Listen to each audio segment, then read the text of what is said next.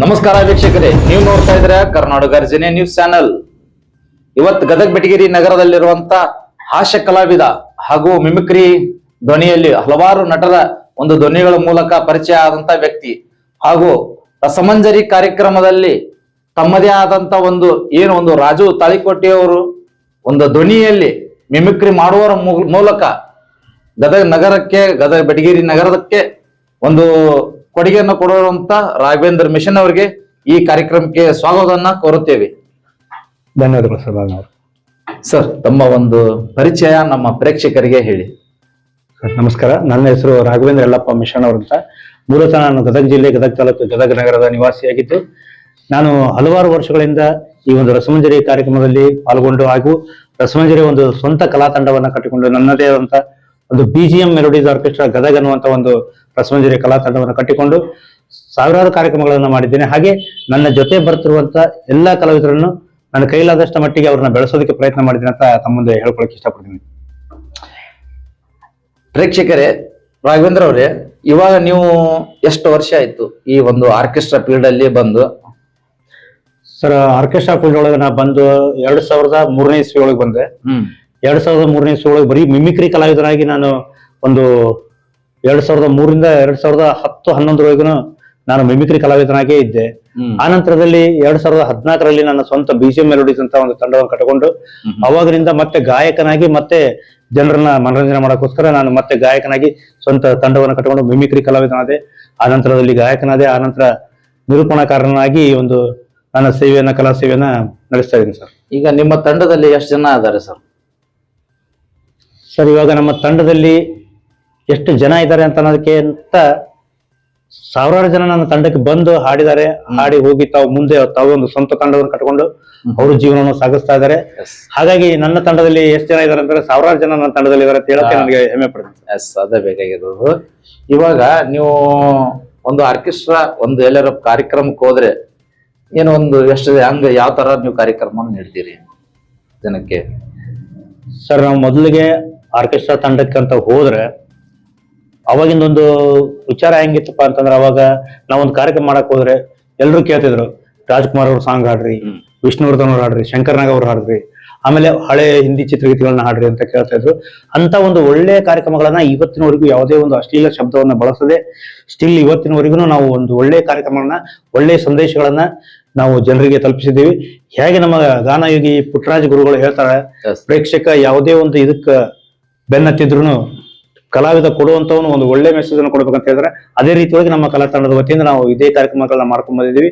ಹಲವಾರು ಕಾರ್ಯಕ್ರಮದಲ್ಲಿ ನಾವು ಎಲ್ಲೇ ಆದ್ರೂ ಅಶ್ಲೀಲ ಪದಗಳನ್ನ ಬಳಸಿಲ್ಲ, ಯಾರಿಗೂ ಹರ್ಟ್ ಆಗುವಂಗೆ ಮಾತಾಡಿಲ್ಲ.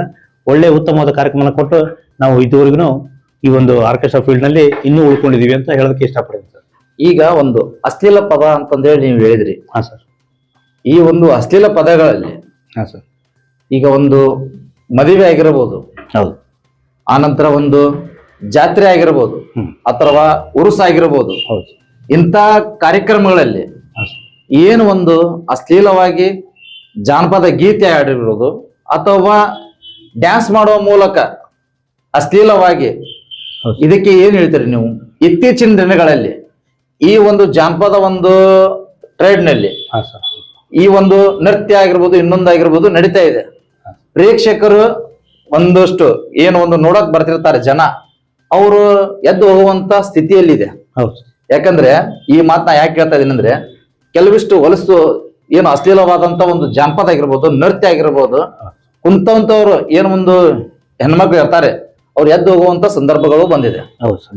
ಈಗ ನಾವೊಂದು ಕಾರ್ಯಕ್ರಮ ಮಾಡ್ತೀವಿ ಅನ್ನೋದಾದ್ರೆ ನೀವು ಆ ಒಂದು ಕಾರ್ಯಕ್ರಮದಲ್ಲಿ ಏನ್ ಬೇಕು ಜನರಿಗೆ? ಈಗ ಹಂಗೆ ಉದಾಹರಣೆಗೆ ಉರುಸ್ ನಡೆದಿರುತ್ತೆ ಅಥವಾ ಜಾತ್ರೆ ನಡೆದಿರುತ್ತೆ. ಆ ಜಾತ್ರೆಯಲ್ಲಿ ಈ ದೇವ್ರ ಹೆಸರಲ್ಲಿ ನೀವು ಕಾರ್ಯಕ್ರಮವನ್ನ ನೀಡ್ತಾ ಇರ್ತೀರಿ. ಆ ಕಾರ್ಯಕ್ರಮದಲ್ಲಿ ಅಶ್ಲೀಲವಾಗಿ ಪದ ಆಡುವುದಾಗಿರ್ಬೋದು ಅಥವಾ ನೃತ್ಯ ಆಗಿರ್ಬೋದು, ಇದಕ್ಕೆ ಏನ್ ಹೇಳಕ್ ಇಷ್ಟಪಡ್ತೀರಿ ನೀವು? ಇದು ಸರಿನೋ ಅಥವಾ ತಪ್ಪು? ಇದು ಯಾವ ತರ ಏನ್ ಹೇಳ್ತೀರಿ? ಮುಂದಿನ ಈ ಹಾಡೋರಿಗೆ, ಜಾನಪದ ಗೀತೆಯನ್ನು ಹಾಡ್ತಾ ಇರ್ತಾರೆ, ನೃತ್ಯ ಮಾಡೋರಿಗೆ ಏನ್ ಹೇಳಕ್ ಇಷ್ಟಪಡ್ತೀರಿ ನೀವು? ಹಿರಿಯ ನೀವು ಬಹಳ ಅನುಭವಿಗಳಾದಂತ ನೀವು ಈ ತಂಡಕ್ಕೆ, ಆನಂತರ ಜನರಿಗೆ ಬೇಕಾದವರು, ಹೇಳಿ ಸರ್. ನೀವು ಹೇಳಿದ ಮಾತು ನಿಜ. ಇವಾಗ ಇತ್ತೀಚೆಗಷ್ಟೇ ಅಶ್ಲೀಲ ಜನಪದ ಗೀತೆಗಳು ಜಾಸ್ತಿ ಬರ್ತಾ ಇದೆ. ಮೊದಲು ಜಾನಪದ ಗೀತೆಗಳಿದ್ವು. ಯಾವ ತರ ಅಂತಂದ್ರೆ ಶಬ್ಬೀರ್ ಡಾಂಗಿ ಅವ್ರು ಆಡ್ತಿದ್ರು, ಆಮೇಲೆ ಬಸವರಾಜ್ ನರೇಂದ್ರ ಅವ್ರು ಆಡ್ತಿದ್ರು, ಇನ್ನೂ ಹಲವಾರು ಜಾನಪದ ಕಲಾವಿದರು, ಆಮೇಲೆ ನಮ್ಮ ಗುರುರಾಜ್ ಹೊಸಕೋಟೆ ಅವ್ರು ಆಡ್ತಿದ್ರು. ಅವೆಲ್ಲ ಜಾನಪದಗಳು ಹೆಂಗಿದ್ವು ಅಂದ್ರೆ ಮನಸ್ಸನ್ನ ಮುಟ್ತಿದ್ವು, ಮನಸ್ಸನ್ನ ಮುಟ್ತಿದ್ವು. ಹಾಗೆ ನಮ್ಮ ಗುರುರಾಜ್ ಹೊಸಕೋಟೆ ಅವ್ರ ಒಂದು ಗೀತೆನ ಹೇಳಿದ್ರೆ, ದುಡ್ಡು ಕೊಟ್ಟರೆ ಬೇಕಾದ ಸಿಗತೈತಿ ಈ ಜಗದಲ್ಲಿ ಕಾಣು ಎನ್ನುವಂತ ಗೀತೆ. ಈ ಗೀತೆನ ಇನ್ನೂ 10 ವರ್ಷ ಹೋದ್ರು ಹಾಡಿದ್ರೆ ತಾಯಿಗಳು ಕುಂತವ್ರ ಮುಂದೆ ಕಣ್ಣಾರ್ ನೀರ್ ಬರ್ತವೆ. ಈಗ ಹಂಗಿಲ್ಲ. ಈಗ ಏನಾಗ್ಬಿಟ್ಟಿತ್ತಪ್ಪ ಅಂತಂದ್ರೆ ಎಲ್ಲಾ ಒಂದು ಪ್ರೇಕ್ಷಕರು ಒಂದು ಹೊಸತನಕ್ಕೆ ಬೆನ್ನತ್ತಾರ. ಆ ಹೊಸತನ ಕೊಡೋದಕ್ಕಂತೇಳಿ ನಮ್ಮ ಕಲಾವಿದರು ಕೂಡ ಏನ್ ಮಾಡತ್ತಾರ, ಆ ಪ್ರೇಕ್ಷಕರಿಗೆ ಹೆಂಗ ಬೇಕು ಹಂಗ ಒಂದು ಕಲೆಯನ್ನ ತೋರಿಸ್ತಾ ಇದಾರೆ. ಇವತ್ತಿನ ದಿವಸ ಯಾರಿಗಾದ್ರೂ ಹೊಲಸ ಬೈದ್ರ ಇನ್ನೊಬ್ಬ ಖುಷಿ ಆಗುತ್ತ, ಅದೇ ಬೇಗಳಗಳನ್ನ ವೇದಿಕೆ ಮೇಲೆ ತಗೊಂಡ್ ಮಾಡತ್ತಾರ. ಇದು ಬಹಳ ದಿನ ಉಳಿಯುವಂತ ಸಂಸ್ಕೃತಿ ಅಲ್ಲ. ಯಾಕಂದ್ರೆ ನಾವು ಯಾವ್ದೋ ಒಬ್ಬ ವ್ಯಕ್ತಿ ಬಗ್ಗೆ ಆಗ್ಲಿ ವ್ಯಕ್ತಿತ್ವದ ಬಗ್ಗೆ ಇಲ್ಲಿ ಮಾತಾಡತ್ತಿಲ್ಲ. ಕಲಾವಿದ ಆದವನು ಹೆಂಗಿರ್ಬೇಕು ಅಂತಂದ್ರೆ ಒಳ್ಳೆಯ ಒಂದು ಕಲೆಯನ್ನ ಜನರಿಗೆ ತೋರಿಸ್ಬೇಕು. ಆ ಒಂದು ಕಲೆಯ ಬಗ್ಗೆ ಜನರ ಅರ್ಥ ಮಾಡ್ಕೋಬೇಕು, ಆ ತರ ತೋರಿಸ್ಬೇಕು. ನಮ್ಮ ಗುರುಗಳು ಹೇಳ್ತಿದ್ರು, ಯಾರು ನನ್ನ ಮಾನಸ ಗುರುಗಳಾದ ರಾಜು ತಾಳಿಕೋಟಿ ಅವರು, ಕಲಾವಿದೆ ಒಬ್ಳು ಸೂಳಿ ಪಾತ್ರ ಮಾಡ್ತಾಳಂದ್ರೆ ನಿಜ ಜೀವನದಾಗ ಆಕೆ ಸೂಳಿ ಅಂತ ತಿಳ್ಕೊಬಾರ್ದು ಅಂತ ಹೇಳ್ತಿದ್ರು. ಈಗಿನ ಜಗತ್ ಹೆಂಗೈತಂದ್ರೆ ಒಬ್ಬಕ್ಕೆ ಅಲ್ಲಿ ಡ್ಯಾನ್ಸ್ ಮಾಡ್ತಾಳಂದ್ರೆ ಎಲ್ಲ ಬಿಟ್ಟ ಬಂದಾಳ, ಈಕಿನ ಜೊತೆ ನಾವು ಇವತ್ತು ಏನಾರ ಇದು ಮಾಡ್ಬೋದು ಅದು ಮಾಡ್ಬೋದು ಅಂತ ಆಕೆ ನಂಬರ್ ತಗೊಂಡು ಅವ್ರಿಗೆ ಟಾರ್ಚರ್ ಮಾಡೋದು. ಆಮೇಲೆ ಆ ಹುಡುಗಿ ಅಲ್ಲಿ ಡ್ಯಾನ್ಸ್ ಮಾಡಕ್ ಬಂದಿರ್ತಾಳಂದ್ರೆ ಆಕೆ ಪರಿಸ್ಥಿತಿ ವಜ್ಜಿರುತ್ತೆ. ಸಣ್ಣ ಸಣ್ಣ ಮಕ್ಳು ಇರ್ತಾವ, ಗಂಡ ಸತ್ತಿರ್ತಾನ, ತಾಯಿ ಇರ್ತಾವ ಮನ್ಯಾಗ, ಅವ್ರನ್ನ ಸಾಕೋಸ್ಕರ ಇಲ್ಲಿ 5,000 6,000 ಪೇಮೆಂಟ್ ತಗೊಂಡು ಡ್ಯಾನ್ಸ್ ಮಾಡಕ್ ಬಂದಿರ್ತಾರ, ಹೊಟ್ಟಿ ಪಾಡಿ ಬಂದಿರ್ತಾರ. ಅದನ್ನ ನಾವು ದುರುಪಯೋಗ ಮಾಡ್ಕೋಬಾರ್ದು, ಆಯ್ತಾ? ಇದೇ ತರ ಅವ್ರು ಡ್ಯಾನ್ಸ್ ಮಾಡ್ತಾರಲ್ಲ ಅದರಲ್ಲಿ ಸ್ವಲ್ಪ ಸಾಂಸ್ಕೃತಿಕವಾಗಿ ಡ್ಯಾನ್ಸ್ ಮಾಡ್ಲಿ.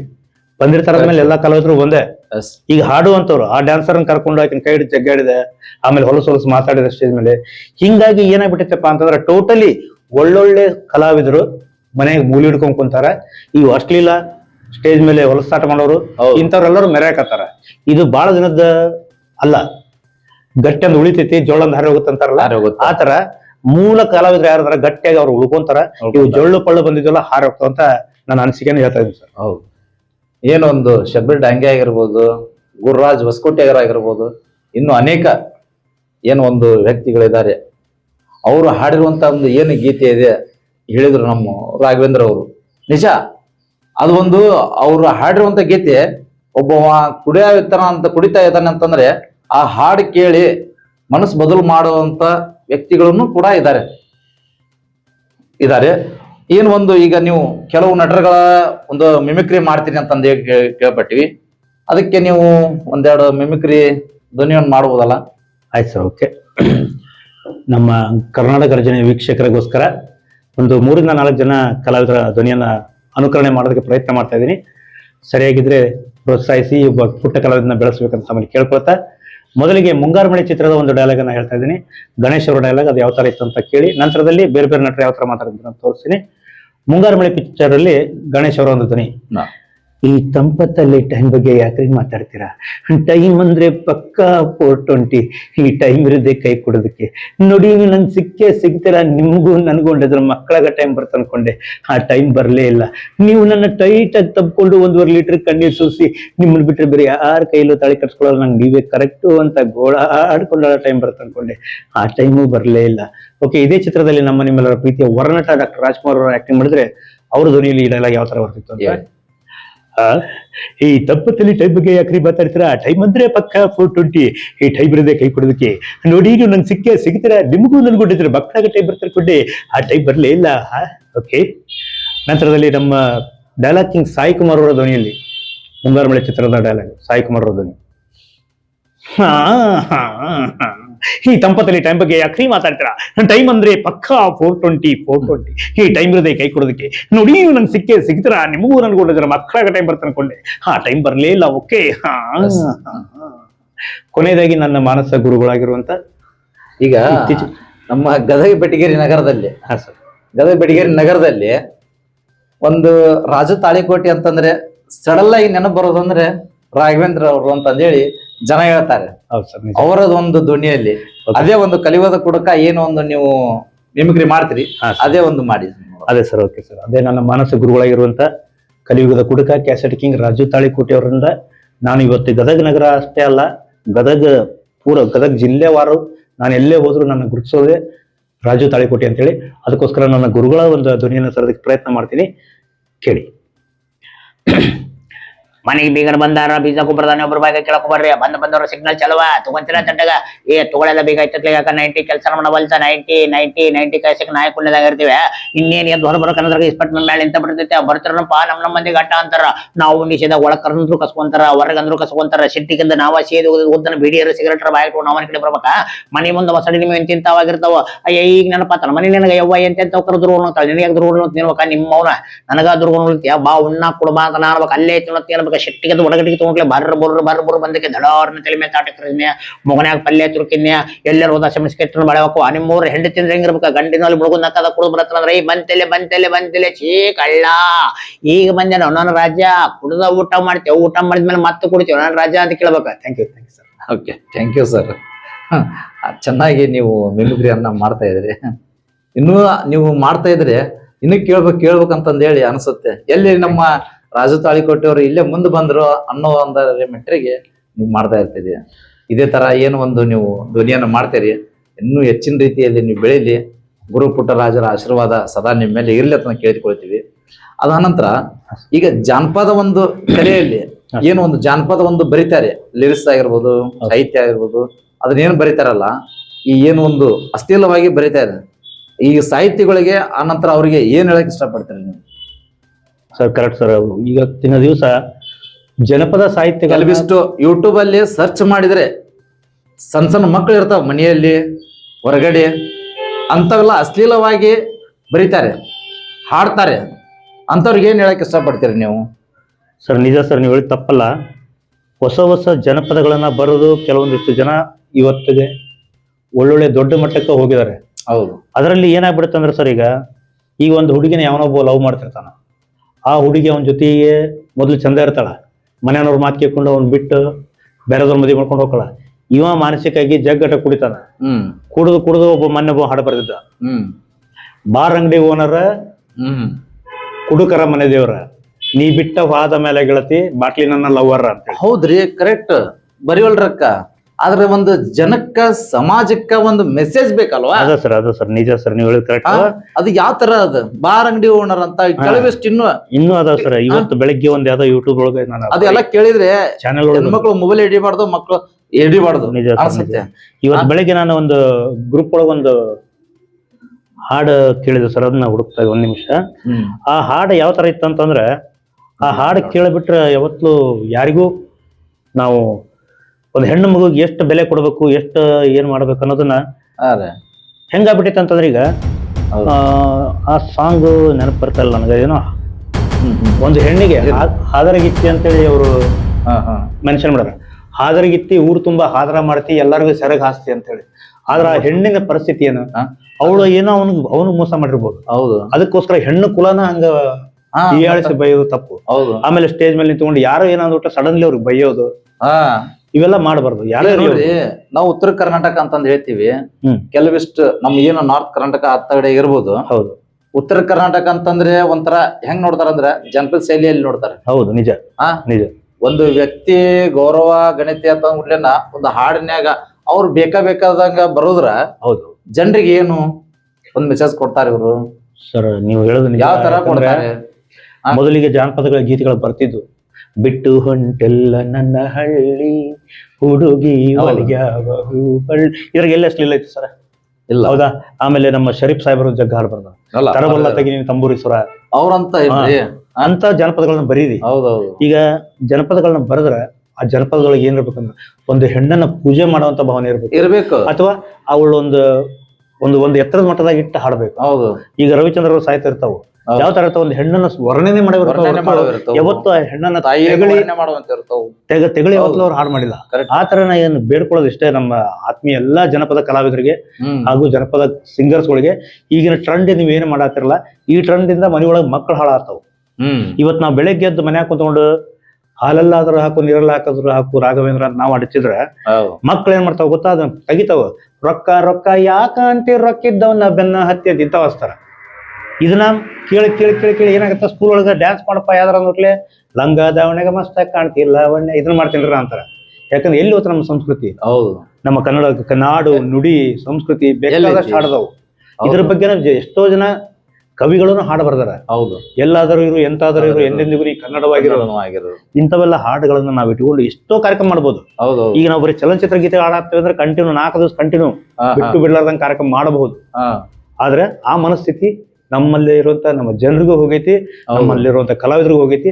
ದಯವಿಟ್ಟು ಎಲ್ಲ ನಾನು ಬೇಡ್ಕೊಳ್ಳೋದಿಷ್ಟ, ಯಾವ ಜನಪದ ಕಲಾವಿದರು ಇದ್ರಿ ದಯವಿಟ್ಟು ಯಾವತ್ತ ಒಂದು ಹಾಡು ಬರಿಬೇಕಾದ್ರೆ ನನಗೂ ಬೇಕು ಅಕ್ಕ ಅದಾಳ, ತಂಗಿ ಅದಾಳ, ತಾಯಿ ಅದಾಳ, ಹೌದು, ಮನ್ಯಾಗ ನನ್ನ ಹೆಂಡತಿ ಅದಾಳ, ಇದನ್ನ ಸ್ವಲ್ಪ ತಲೆಯಾಗ ಇಟ್ಕೊಂಡು ಹಾಡು ಬರೀರಿ, ಹಾಡ್ರಿ. ನಿಮ್ಗೆ ಒಳ್ಳೇದಾಗ್ಲಿ. ಜನಪದ ಕಲಾವಿದರು ಬೆಳಿಬೇಕು, ಮೂಲ ಜನಪದ ಉಳಿಬೇಕು. ಯಾಕಂದ್ರೆ ಮೂಲ ಜನಪದ ಉಳಿವಲ್ತ ಅಂತೇಳಿ ನಮ್ಮ ಕನ್ನಡ ಮತ್ತು ಸಂಸ್ಕೃತಿ ಇಲಾಖೆಯವರು ಪ್ರತಿ ವರ್ಷಕ್ಕೆ ಇಷ್ಟಿಷ್ಟು ಫಂಡ್ ಅಂತೇಳಿ ಒಂದೊಂದು ಕಲಾ ತಂಡಕ್ಕೆ ದುಡ್ಡು ಕೊಟ್ಟು ಕಾರ್ಯಕ್ರಮ ಮಾಡಿಸ್ತಾರ. ಯಾಕೆ? ಮೂಲ ಸಂಸ್ಕೃತಿ ಉಳಿಲಿ ಅಂತ. ಮೂಲ ಸಂಸ್ಕೃತಿ ಉಳಿಲಿ ಅಂತ ಮಾಡ್ತಾರೆ. ಇಲ್ಲ ಅವ್ರಿಗೆ ಯಾಕೆ ಬೇಕು? ಅದ್ರ ಡಿಪಾರ್ಟ್ಮೆಂಟ್ ರೊಕ್ಕನ ಬೇರೆ ಹಾಕೊಂಡು ಏನಾರ ಮಾಡ್ತಾರೆ. ಅದ್ರ ಪ್ರತಿ ವರ್ಷ ಕೋಟಿಗಟ್ಟಲೆ ರೊಕ್ಕನ ವೇಸ್ಟ್ ಮಾಡತ್ತೆ ಅಂತ ನನ್ಗೆ ಅನ್ಸುತ್ತೆ. ಯಾಕಂದ್ರೆ ಇಂಥ ಕಲಾವಿದ್ರು ಹುಟ್ಟಿದ ಮೇಲೆ ಅದೇ ಕೋಟಿ ರೊಕ್ಕನ ಎದಕ್ಕಾರ ಬೇರೆ ಹಾಕಿದ್ರೆ ಏನಾದ್ರು ಇನ್ನೊಂದಕ್ಕೆ ಉದ್ಧಾರ ಆಗುತ್ತೆ. ಅದಕ್ಕಂತೆ ಬೇಡ, ನಮ್ಮ ಜನಪದ ಕಲೆ ಉಳಿಲಿ ಅಂತ ಒಂದು ಕಾರ್ಯಾಗಾರ ಮಾಡ್ತಾರ. ಆಮೇಲೆ ಜನಪದ ಕಲಾವಿದರನ್ನ ಕರೆಸಿ ಹೊಸ ಹೊಸ ಜನಪದ ಗೀತೆಗಳನ್ನ ಕಲಿಸ್ತಾರ. ಇಂಥ ಜನಪದ ಸಾಹಿತ್ಯಕ್ಕೆ ತಾವು ಸಪೋರ್ಟ್ ಮಾಡ್ರಿ. ನೀವು ಬರೀರಿ, ಜನಪದ ಗೀತೆ ಬರೀರಿ, ಹಾಡ್ರಿ. ಆದ್ರೆ ಯಾವುದೋ ಒಂದು ಅಶ್ಲೀಲತೆ, ಒಂದು ಕೆಟ್ಟ ಶಬ್ದ ಇರಲಾರ್ದಂಗೆ ಬರೀರಿ. ಅದು ನಿಮ್ಮ ಹಾಡುವಂತ ಗೀತೆ ಸಣ್ಣ ಸಣ್ಣ ಮಕ್ಕಳ ಮೇಲೆ ಪರಿಣಾಮ ಬೀಳ್ತಾವೆ, ಅವರ ಒಂದು ಭವಿಷ್ಯ ಹಾಳಾಗುತ್ತಂತ ತಮ್ಮಲ್ಲಿ. ಇವಾಗ ಒಂದ್ ಮದುವೆ ಟೈಮಲ್ಲಿ ಹಾಡ್ತಾರೆ. ಹೌದು, ಹುಟ್ಟಿದ ಊರಿಗೆ ಕಟ್ಟಿ ಬಡಿತಾರ ಅಂತಂದೇಳಿ. ಅದೇ ಸರ್, ಅಲ್ಲಿ ಮದುವೆ ಆಗ್ತಿರ್ತೈತಿ, ಇಲ್ಲಿ ಹುಟ್ಟಿದ ಊರಿಗೆ ಹೋದ್ರೆ ಕಡಿತಾರ ಅಂತಂದೇಳಿ. ಸರ್ ಇದಕ್ಕೊಂದು ಎಲ್ಲಿ ಬಂತಂತ ಅದೇ ನಿಜ ಸರ್. ಇದಕ್ಕೊಂದು ನಾವು ಉದಾಹರಣೆ ಕೊಡ್ತೀನಿ ಸರ್. ಹೆಂಗಾಗ್ಬಿಟ್ಟಿತ್ತು, ಮದುವೆ ಆಗ್ಬೇಕು, ಏನ್ ಮದುವೆ ಆಗ್ಲಾರ್ದನ ಓಡಿ ಹೋಗ್ಬೇಕು. ನಿಜ ಸರ್. ಇದಕ್ಕೊಂದು ನಾನು ಒಂದು ಸಣ್ಣ ಉದಾಹರಣೆ ಕೊಡ್ತೀನಿ. ನನಗಾದಂತ ಅನುಭವ. ಮದುವೆ ಒಳಗೆ ಯಾವ ಹುಡುಗರು ಕೇಳಿಲ್ಲ, ಯಾರು ಕೇಳಿಲ್ಲ. ಹೌದು, ಒಬ್ಬಾಕಿ ಹೆಣ್ಮಗಳು ಎಲ್ಲಿ ಮಟ್ಟಿಗೆ ಬಂದೈತಂದ್ರೆ ಟ್ರ್ಯಾಕ್ಟರ್ ಒಳಗೆ ದಿನ ಕೇಳಿ ಮದುವೆ ಒಳಗೆ ನಾ ಹಾಡಾತೀನಿ ಬಂದು ಒಂದ ಮಾತು ಕೇಳಿಲ್ಲ ಹೆಣ್ಮಗಳು. ವಯಸ್ಸಾದ ಹೆಣ್ಮಗಳು, ನಾನು ತಾಯಿ ವಯಸ್ಸಿನಾಕಿ. ಯಪ್ಪ ಜನಪದ ಬರಂಗಿಲ್ಲ ಅಂತಂದ್ರು. ಬರ್ತಾವ ಯಾವ್ದಾಗ್ಲಿ ಅಂದೆ. ನಾ ಡ್ರೈವರ ನನ್ನ ಲವರ ಹಾಡಂತ. ಏನ್ ಮಾಡ್ತೀರಿ ನೋಡ್ರಿ, ಆ ಲೆವೆಲ್ಗೂ ತಲೆ ಕೆಡಿಸ್ಬಿಟ್ಟೈತಿ ಜನಪದಗಳು. ಅದಕ್ಕಿಲ್ಲ, ಈಗ ಬರೆಯೋರು ಕಡಿಮೆ ಆಗಿ ನಾವ್ ಯಾವ ತರ ಇರ್ಬೇಕು ಅಂದ್ ಜನ ನಾವ್ ಯಾವ್ದು ಕೊಡ್ತೀವಿ ಅದು ತಗೊಂತಾರೆ. ಜನರಿಗೆ ನಾವ್ ಏನ್ ಕೊಡ್ತೀವಿ, ಒಂದು ಅಜ್ಜಾರ್ ಒಂದು ಹೇಳ್ತಾರೆ, ಯಾರು ನಮ್ಮ ಗುರು ಪುಟ್ಟರಾಜ್ ಅವರು, ಒಂದು ಸಾಹಿತ್ಯ ಆಗಿರ್ಬೋದು, ಇನ್ನೊಂದಾಗಿರ್ಬೋದು, ನಾವು ಪಿಕ್ಚರ್ ಆಗಿರ್ಬೋದು, ಏನೋ ಒಂದು ಕಥೆ ಬರಿತೀವಿ ಅಂತಂದ್ರೆ ಅದು ಸಮಾಜಕ್ಕೆ ನಾವ್ ಏನ್ ಕೊಡಬೇಕು ಅದು ಕೊಡ್ಬೇಕು ಮತ್ತ ಹೇಳ್ತಾರೆ. ಅದನ್ನ ಬಿಟ್ಟು ಬೇರೆ ಬೇರೆ ಬೇರೆ ಬೇರೆ ಏನ್ ನಮ್ಮ ಒಂದು ಗಜಮಾ ಅದು ಇದು ಅಂತಂದ ಹೇಳಿ ಮಾತಾಡ್ತಾರೆ. ಅದ್ ಎಲ್ಲಿ ಬಂತು, ಏನ್ ತನ ಬಂತು ಅಂತಂದೇಳಿ. ಇಲ್ಲ, ಇವತ್ತಿಗೆ ಹೆಂಗೈತೆ ಅಂದ್ರೆ ಸರ, ನಾವೆಲ್ಲೇ ಕಾರ್ಯಕ್ರಮಕ್ಕೆ ಹೋದ್ರೆ ಫಸ್ಟ್ ಕೇಳೋದ ಯಾವ್ದು ಗೊತ್ತಾ? ಜನಪದ. ಒಂದು ಭಕ್ತಿಗೀತೆ ಮುಗಿದ ತಕ್ಷಣ ಜನಪದನೇ ಕೇಳೋರು ಅವ್ರೆ. ಮೊದಲು ಹಂಗಿರ್ಲಿಲ್ಲ. ಮೊದಲು ನಾವಾಗಲೇ ಹಾಡ್ತಿದ್ವಿ ಜನಪದಗಳನ್ನ. ಹೌದು, ನಾವ್ ಈಗ ಒಂದ್ ಜನಪದ ಹಾಡ್ತೀವಿ ಅಂತ ನಾವು ಅನೌನ್ಸ್ಮೆಂಟ್ ಮಾಡಿ ನಾವು ಹಾಡ್ತಿದ್ವಿ, ಅದನ್ನ ಕೇಳ್ತಿದ್ಲ ಜನ. ಇಲ್ಲ, ಫಿಲಂ ಸಾಂಗ್ ಹಾಡು, ವಿಷ್ಣುವರ್ಧನ್ ಹಾಡು, ರವಿಚಂದ್ರ ಹಾಡು, ರಾಜ್ಕುಮಾರ್ ಹಾಡು ಅಂತ ಹಿಂಗಂತಿದ್ರು. ಈಗ ಹಂಗಲ್ಲ, ಇವರೆಲ್ಲಾರು ಬಿಟ್ಬಿಟ್ರ. ಈಗ ಏನಿದ್ರು ಮೇನ್ಲಿ ಜನಪದ. ಈಗ ಒಂದ್ ಭಕ್ತಿಗೀತೆ ಮುಗಿತಾ ನೆಕ್ಸ್ಟ್ ಭಯ ಇದಾಡು, ಭಯ ಇದನ್ನಾಡು, ಹಿಂಗ ಟ್ರೆಂಡ್ ನಡೆದ್ಬಿಟ್ಟೈತಲ್ಲ. ಯಾಕಂದ್ರೆ ಟ್ರೆಂಡ್ನಾಗ ಫಸ್ಟ್ ಕೊಡೋರು ನಾವು ಕರೆಕ್ಟ್ ಕೊಟ್ರೆ ಕೇಳೋರು ಸರಿಯಾದ ರೀತಿ ಕೇಳ್ತಾರೆ. ನಿಜ ಸರ್, ನೀವು ಹೇಳಿದ್ ನಿಜ. ನಾವೇನೀಗ ಜನಪದ ಕಲಾವಿದರು ನಾವೇನು ಸಾಹಿತ್ಯ ಬರೆದು ಕೊಡಾತೀವಲ್ಲ, ನಾವು ನಮ್ಮ ಸಂಸ್ಕೃತಿನ ನಾವೇ ನಮ್ ಕೈಯಾರೆ ಹಾಳು ಮಾಡಕ್ ಕೊಡ್ತೀವಿ, ಅವರು ಕೇಳ್ತಾರೆ. ನಾವಾಗ್ಲೇ ಅಶ್ಲೀಲವಾಗಿ ಮಾತಾಡಿದ್ರೆ ಅದು ಏನೋ ಸ್ಟೇಜ್ ಮೇಲೆ ಯಾವಾಗೇನೋ ತಗೊಂಡು ಹೆಗಲ ಮೇಲೆ ತಗೊಂಡಿದೆ, ಹಾಗೆ ಕೈ ಹಿಡಿದು ಜಗ್ಗಿದೆ, ಕಬಡ್ಡಿ ಆಡಂಬ, ಅದು ಮಾಡಂಬ, ಇದು ಮಾಡಂಬ. ಇದು ನಾವು ಮಾಡೋದ್ರಿಂದ ಮನ್ಯಾಗ ಮಕ್ಳು ಕಿಡಾತಾವ್. ದಯವಿಟ್ಟು ಇದನ್ನ ತಾವು ಸ್ವಲ್ಪ ಗಮನಕ್ಕೆ ಬಿಟ್ಟು ಅರ್ಥ ಮಾಡ್ಕೋರಿ. ಜನಪದ ಬರೀರಿ, ಬೇಡನಲ್ಲ, ಒಳ್ಳೊಳ್ಳೆ ಜನಪದ ಗೀತೆಗಳನ್ನ ಬರೀರಿ, ಒಳ್ಳೊಳ್ಳೆ ಸಾಹಿತ್ಯಗಳನ್ನ ಬರೀರಿ. ಆನಂತರ ಅದಕ್ಕಾದಂತ ಒಂದು ಒಳ್ಳೆ ಬೆಲೆ ಇರುತ್ತೆ ನಿಮಗೂ. ಮತ್ತೊಂದು ಕನ್ನಡ ಮತ್ತು ಸಂಸ್ಕೃತಿ ಇಲಾಖೆ ವತಿಯಿಂದ ಸನ್ಮಾನಗಳು, ಬಹುಮಾನಗಳು ಎಲ್ಲ ಕೊಡ್ತಾರ, ಗೌರ್ಮೆಂಟ್ ಲಿಂದ ಬರುತ್ತೆ.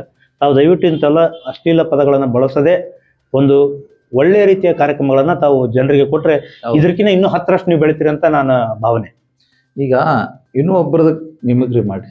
ಯಾಕೆ ಸರ್? ನಮ್ಮ ಏನೊಂದು ಕೆಲವೊಂದಷ್ಟು ಕೆಂಪೇಗೌಡ ಫಿಲ್ಮ್ ಅಲ್ಲಿ ಆರುಮಗ ಏನೊಂದು ಡೈಲಾಗ್ ಹೊಡಿತಾರೆ, ಅದು ಒಂದು ಅವರ ಒಂದು ಮಿಮಿಕ್ರಿ ಧ್ವನಿಯಲ್ಲಿ ಮಾಡಿ.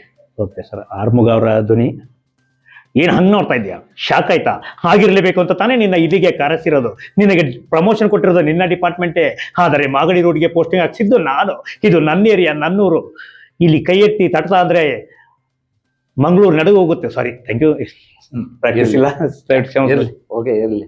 ಏನೋ ಒಂದು ಮಿಮಿಕ್ರಿ ಮಾಡ್ತಾ ಇದ್ರಿ, ಕೇಳ್ಬೇಕು ಅನ್ಸತ್ತೆ. ಆ ತರ ನೀವು ಒಂದು ಮಿಮಿಕ್ರಿ ಅಂತ ಮಾಡ್ತೀವಿ. ಈಗ ಇನ್ನೊಂದು ಲಾಸ್ಟ್ ಪಾಯಿಂಟ್ ಬರ್ತೀವಿ. ಇತ್ತೀಚಿನ ದಿನಗಳಲ್ಲಿ ಏನು ಒಂದು ರೇಸಿಂಗ್ ಸ್ಟಾರ್ ಆಗಿರುವಂಥ ಮ್ಯೂಸಿಕ್ ಮೆಲಾರಿ ಅವರ ಒಂದು ಮೊನ್ನೆ ಒಂದು ಕೇಸನ್ನು ಕೇಳ್ಪಟ್ಟಿವಿ ನಾವು. ಹಾಂ ಸರ್.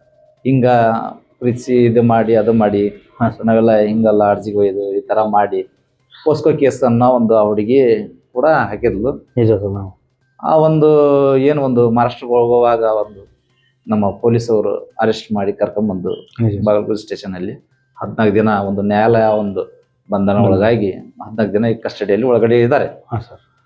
MLC ಅದು ನಡೆದಿದೆ. ಹಾಂ ಸರ್. ಅದರ ಬಗ್ಗೆ ಸ್ವಲ್ಪ ನೀವು ಒಂದು ಹೇಳಿ ಸರ್. ಮ್ಯೂಸಿಕ್ ಮೈಲಾರಿ ಅವ್ರ ಬಗ್ಗೆ ಹೇಳ್ಬೇಕಂತಂದ್ರೆ ಪರ್ಸ್ನಲ್ ಆಗಿ ಅವರ ಪರ್ಸ್ನಲ್ ಲೈಫ್ ಒಳಗಾಗಿ ನನಗೆ ಒಂದು ಅಗದಿ ಆತ್ಮೀಯರು, ಒಳ್ಳೆ ವ್ಯಕ್ತಿ, ಒಳ್ಳೆ ಗಾಯಕ, ಒಳ್ಳೆ ಧ್ವನಿ. ಅವರ ಒಂದು ಧ್ವನಿಯಿಂದನೇ ಅವರು ಇಷ್ಟು ಎತ್ತರಕ್ಕೆ ಬೆಳಿಬೇಕು. ಭಾಳ ವರ್ಷ ಆಗಿಲ್ಲ, ಒಂದು 2 ರಿಂದ 3 ವರ್ಷ ಆಯ್ತು ಅವ್ರ ಫೀಲ್ಡಿಗೆ ಬಂದು.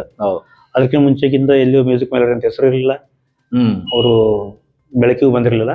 ಒಂದು 2-3 ವರ್ಷ ಆಯ್ತಾರೆ ಅವರು ಫೀಲ್ಡಿಗೆ ಬಂದಲ್ಲ, ಈಗ ಟ್ರೆಂಡಿಂಗ್ ಸ್ಟಾರ್ ಮ್ಯಾಲೇರಿ ಅಂತ ಆಗಿ 2-3 ವರ್ಷ ಆಯ್ತು. ಅವ್ರ ಕೈಯಿಂದ ಯಾವ ಹಾಡು ಹಾಡಿಸಿದ್ರು ಅದು ಪಕ್ಕಾ ಟ್ರೆಂಡ್ ಆಗುತ್ತೆ ಅನ್ನುವಂತ ಭಾವನೆ ಜನಪದ ಬರೆಯುವಂತ ಕಲಾವಿದರಿಗೂ ಬಂದೈತಿ. ಇರ್ಲಿ, ಅದು ಅವರ ಒಂದು ವೃತ್ತಿಯ ಒಂದು ಕೆಲಸ, ಅವರನ್ನು ಮಾಡ್ಕೊಂಡು ಹೋಗ್ತಾ ಇದಾರೆ. ಆ ನಂತರದಲ್ಲಿ ಇದೇನು ಈಗ ಅವರು ಮಾಡಿದ್ರು ಇಲ್ಲೋ ಅನ್ನೋದು ಅದು ಅವರು ಇದು ಬಿಟ್ಟಿದ್ದು ಒಂದು ಕಳಂಕ ಅಂತ ಒಂದು ಬಂದಿದೆ ಅಲ್ಲ ಸರ್. ನಿಜ ಸರ್. ನಾ ಏನು ಹೇಳ್ಬೇಕಂತಂದ್ರೆ, ಈಗ ಮೈಲಾರಿ ಅವರೇ ಒಂದು ನ್ಯೂಸ್ ಚಾನಲ್ ಒಳಗೆ ಹೇಳ್ಕೊಂಡ್ರೆ ಯಾವ್ದೋ ಒಂದು ನನ್ನ ತುಳಿಯೋದಕ್ಕೆ ಷಡ್ಯಂತ್ರ ಮಾಡಿದಾರ ಅಂತೇಳಿ. ಈಗ ನಾನು ಒಬ್ಬ ಕಲಾವಿದಾಗಿ ಇನ್ನೊಬ್ಬ ಕಲಾವಿದನ್ನ ತುಳಿಯೋದು ತಪ್ಪು. ಯಾಕಂದ್ರೆ ನಮ್ಗೆ ಇನ್ನೂ ಅದ್ರ ಬಗ್ಗೆ ಕ್ಲಾರಿಟಿ ಬಂದಿಲ್ಲ. ಈಗ ಅವ್ರು ಬರೀ ಆರೋಪಿ ಅಲ್ಲ, ಅಪರಾಧಿ ಅಲ್ಲ. ಕರೆಕ್ಟ್. ಅಪರಾಧಿ ಆಗ್ಬೇಕಂದ್ರೆ 14ನೇ ತಾರೀಕಿನ ನಂತರ ಈ ನಮ್ಮ ಪೊಲೀಸ್ ಸಿಬ್ಬಂದಿ ವರ್ಗದವ್ರು ಏನು ಮಾಹಿತಿ ಕೊಡ್ತಾರೆ, ನ್ಯಾಯಾಂಗ ಏನ್ ಮಾಹಿತಿ ಕೊಡುತ್ತೆ, ಅದ್ರ ಮೇಲೆ ಅದು ನಿರ್ಣಯ ಆಗುತ್ತೆ. ಅಲ್ಲಿವರೆಗೂ ಅವ್ರು ಆರೋಪಿ ಅಷ್ಟೇ, ಅಪರಾಧಿ ಅಂತ ಆಗಿಲ್ಲ. ಅದು ಆಗಿದ್ರು ಆಗಿರಬಹುದು, ಆಗಿರ್ಲಿಕ್ಕಿಲ್ಲ. ಯಾಕಂದ್ರೆ ಅದು ನಾವು ನೋಡ್ಲಾರ್ದು, ಅದೆಲ್ಲೋ ಲಿಂಗ ಒಂದು ಕಳಂಕ ಅನ್ನೋದು ಒಂದಿರುತ್ತಲ್ಲ, ಕಳಂಕ ಸ್ವಲ್ಪ ಅಟ್ಕೊಂಡಂಗ ಆಗತ್ತಲ್ಲ. ಇಲ್ಲ, ಇರ್ಲಿ, ಕಲಾವಿದರು ಯಾರೇ ಕಲಾವಿದರಾದ್ರೂ ನಮ್ಮ ಜಾಗೃತಿ ಕೇಳೋ ನಾವ್ ಇರ್ಬೇಕು. ಯಾರೋ ಒಬ್ಬ ಲೇಡಿ ಸಿಂಗರ್ ಬಂದಳ ಅಂತ ಕೈ ಹಿಡಿದು ಜಗ್ಗೋದಾಗ್ಲಿ, ಅಥವಾ ಡ್ಯಾನ್ಸರ್ ಬಂದಳ ಅಂತ ಕೈ ಹಿಡ್ಕೊಂಡು ಕುಣಿದಾಡೋದಾಗ್ಲಿ ಮಾಡ್ತೀವಿ. ಅದನ್ನ ಯಾರೋ ಒಬ್ರು ವಿಡಿಯೋ ಮಾಡ್ಕೊಂಡು ಹಿಂಗಂತ ಸುಮ್ಮನೆ ಗುಲ್ ಎಬ್ಸಿ ಮಾಡ್ತಾರ. ಅದೇನ ನ್ಯಾಯಾಂಗ ಅವ್ರಿಗೆ ಏನ್ ತೀರ್ಮಾನ ಕೊಡುತ್ತ ಅದು ಭಗವಂತನಿಗೆ ಬಿಟ್ಟಿದ್ದು.